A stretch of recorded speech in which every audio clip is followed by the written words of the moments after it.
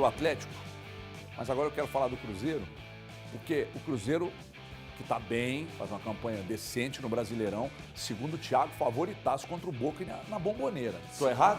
Certíssimo. Favoritaço? Favoritaço. Isso, ninguém aguenta isso não, Mancini. Thiagão tá bem, Ninguém aguenta isso não, Mancini. Thiagão tá bem, não. Tá. Tá desse jeito. É porque ele é 15º também no campeonato, aí você Pode faz ser. esse cálculo. Mas Então, assim, isso faz diferença pra você? Pra mim, não. Em competições diferentes, distintas, não fazem, não. São Tá bom. situações totalmente Não é diferentes. o mesmo assim? Boca da década de 2000, o Boca de Riquelme tá entrando em campo. Não, nem um pouco. Eu vou te Nem um pouco. perguntar uma Ninguém coisa falou aqui. isso. Eu vou te perguntar Ninguém uma falou coisa isso. aqui, que muitos analistas odeiam que isso seja falado, mas eu vou te perguntar para saber a sua opinião. Camisa pesa? Muito, Ai. muito. O Boca, até quando tá uma várzea, como na Libertadores do ano passado, que os caras chegaram na final sem ganhar um jogo. E os caras foram pra final e quase que os caras ganham o título com o Ué, time. contra o Palmeiras ano passado, vocês viram. Tirou o Palmeiras. Logo o Palmeiras. Aliança Parque. Vamos lá, mas teve cara. um O erro Boca é muito tão grande do desgraçado, mas tão desgraçado, Qual? que a gente Mas já tá escuta. claro. Vem cá, desculpa. eu ter dobrinha falado que fez isso. com o Mas- Marcão. Não. Deus, não é palavrão, não. Não é palavrão, não. Não, Então vamos tá, lá. desculpa. Então vou manter. O Boca é tão desgraçado, é só pra dar o sentido do negócio, que desde 2020, toda vez que o Boca entra na Libertadores, na Sul-Americana, a gente fala assim, nós todos, alguém já soltou isso. Poxa, é o pior Boca da história. E lá vai o desgraçado.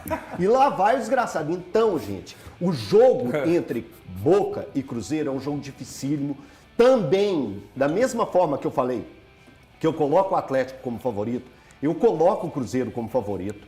Eu acho que o Cruzeiro é melhor hoje, mas entra o danado do mas. Por causa disso que o Mancini acabou de falar. Camisa pesa, entra a história do Boca.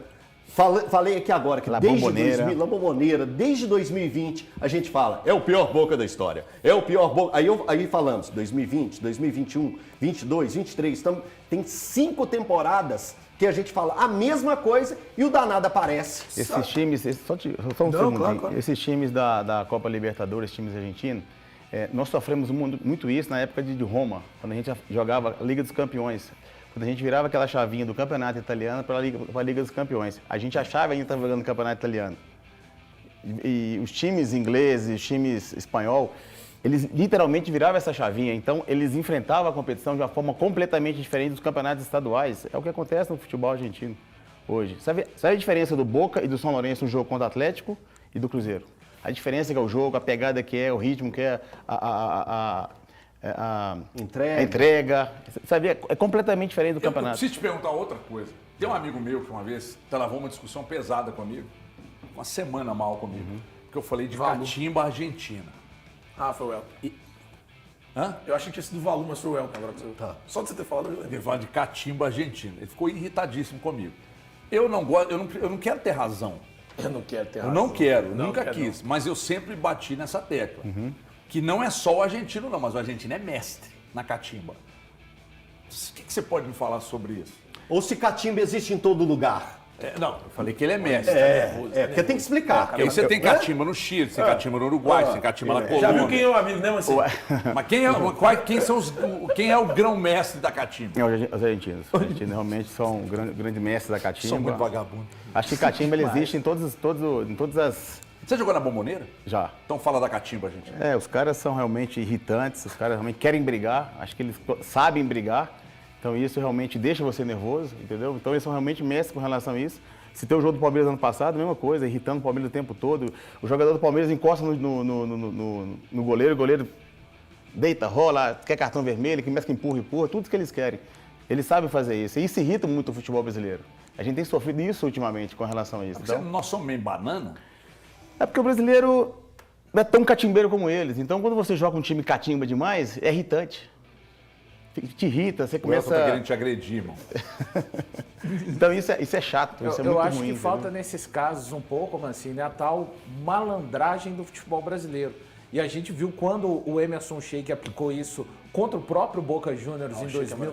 Cara, foi incrível. Ele tirou o Schiavi do jogo. Total. O Schiavi foi expulso. Ele foi um contra-veneno. Né? Ele chegava perto do Schiavi, falava alguma coisa no ouvido, enfim. Mas o Cruzeiro tem condições de fazer um bom jogo na quinta-feira. O Cruzeiro vem de 2 jogos no Campeonato Brasileiro que não conseguiu vencer, contra o Fortaleza, vice-líder, e o clássico contra o Atlético, mas eu vejo o time do Seabra bem para esse jogo. Ali já conseguiu preencher, foi a 26ª partida do Seabra na temporada, o clássico do último sábado. Então ele já tem algumas coordenações, já sabe o que ele pode tirar desse time. Fica a lição a ser, ele disse em certa oportunidade, que tirou lições do jogo do Palmeiras, que o Cruzeiro foi derrotado, para a partida para o Botafogo. Então que ele possa fazer exatamente isso nas partidas contra o Fortaleza e contra o Atlético, já que não foi tão longo assim o período até esse jogo contra o Boca, de um Cruzeiro que precisa de criar alternativas quando seu meio-campo for tão marcado. E chama atenção para o detalhe. O Matheus Pereira, ele tem um estilo de jogo, a gente vê muitas vezes, ele segura essa bola e vem a marcação.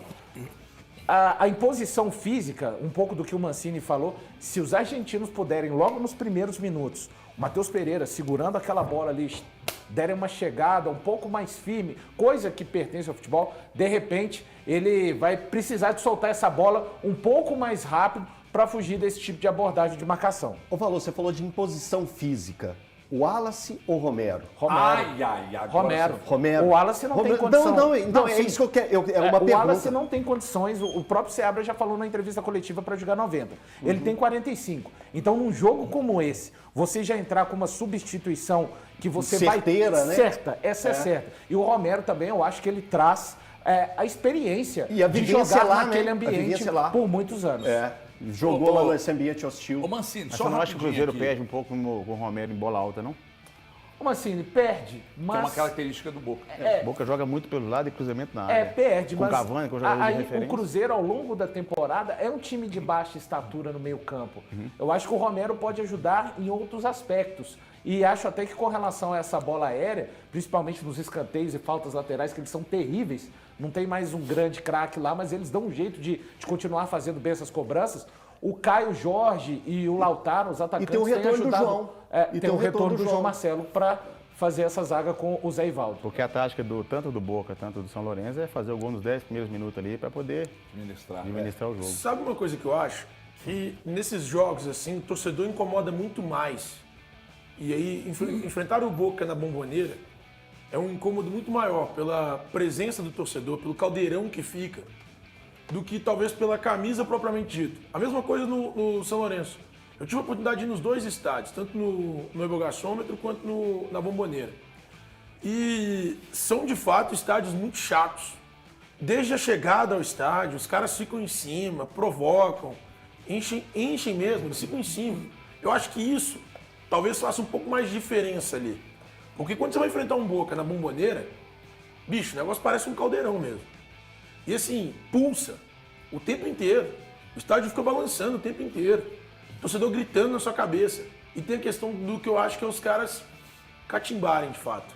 Desculpa. Mas eu acho que isso acaba fazendo também a diferença no jogo. Ô Mancini, eu preciso dar um recado aqui, mas lá na Bomboneira, não é lá em La Bomboneira não, na Bomboneira, é diferente mesmo. Você mexe com seus instintos mais primitivos. Você jogou lá naquele 2x2? Isso. Foi? Isso. Um estádio diferente, Everton. Um estádio... Mas te causa medo? Chega a ser medo? Não, medo não, mas, poxa, você entra assim, caramba, diferente de qualquer estádio, porque é um estádio muito acanhado, parece que a torcida vai cair dentro do campo. Você parece que vê o jogo assim, cara. E realmente é muito próximo, uma pressão absurda. Então, realmente é um estádio onde, se o cara estiver preparado psicologicamente, ainda mais jogadores jovens, o cara sente. Cara, você joga contra a história, né, Mancini? Parece que você joga é mais do que o time ruim ou bom, parece que você joga contra uma história. A gente estava assistindo a final da Liga dos Campeões, a gente estava assistindo junto. E aí, num dado momento, o Borussia foi perdendo gols. Aí você virou e falou assim: daqui a pouco o Real vai lá e mata. Mas não deu outra, irmão. Mas não deu outra. Que nem o Brasil agora. Fomos roubados contra os Estados Unidos na final do futebol feminino. Roubados. Os caras fizeram de tudo para tirar a gente da final ou tomar a medalha de ouro. Pô, deram 16 minutos Chegou a 18 minutos, um pênalti claro. Porra, o pênalti ali, o Brasil com ninguém tem certeza se ia converter, mas se converte ali, a história do jogo mudaria. Exatamente. Então tentaram fazer de tudo. Mas eu vou dizer uma coisa pra vocês. Quando o Brasil começa, perde um gol, perde 2, aí não dá um pênalti. Eu falei, "Ih, tava tomando um cafezinho lá em São Paulo com a minha esposa. Eu falei, "Ih, já vou ficar puto com esse troço. Já. E não deu outra. Então, foi o caso do Borussia contra o Real. É o caso de qualquer time que joga contra o Boca, velho. Você tem que chegar e macetar os caras, sabe? É enfiar o punhal e girar mesmo, porque se der chance pra esses caras... Olha a campanha deles ano passado na Libertadores, gente. O time não ganhou um jogo e os caras quase foram Fez nenhum campeões. Hã? Só fez gol na final. Pô, você No tá de mata-mata, só fez gol na brincadeira. final. Nossa senhora. Eu, depois dessa, eu vou até dar a camisa pra você.